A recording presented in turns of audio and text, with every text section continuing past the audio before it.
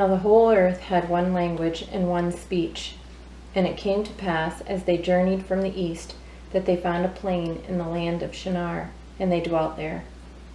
Then they said to one another, "Come, let us make bricks and bake them thoroughly." They had brick for stone, and they had asphalt for mortar. And they said, "Come, let us build ourselves a city and a tower whose top is in the heavens. Let us make a name for ourselves, lest we be scattered abroad over the face of the whole earth." But the Lord came down to see the city and the tower which the sons of men had built. And the Lord said, "Indeed, the people are one, and they have all one language, and this is what they begin to do. Now nothing that they propose to do will be withheld from them.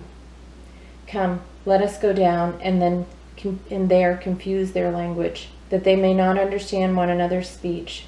So the Lord scattered them abroad, and there over the face of all the earth, and they ceased building the city.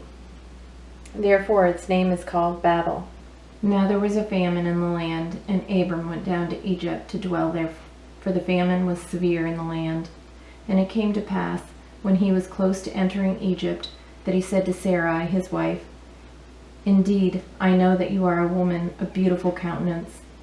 Therefore it will happen, when the Egyptians see you, they will say, 'This is his wife,' and they will kill me, but they will let you live. Please say you are my sister, that it may be well for me for your sake, and that I may live because of you." So it was when Abram came into Egypt that the Egyptians saw the woman, that she was very beautiful. The princes of Pharaoh also saw her and commended her to Pharaoh. And the woman was taken to Pharaoh's house. He treated Abram well for her sake.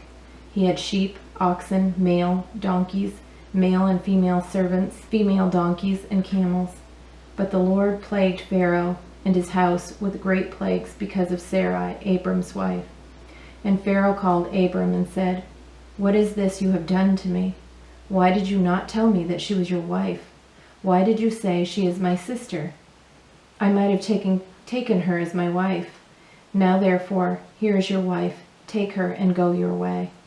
So Pharaoh commanded his men concerning him, and they sent him away with his wife and all that he had.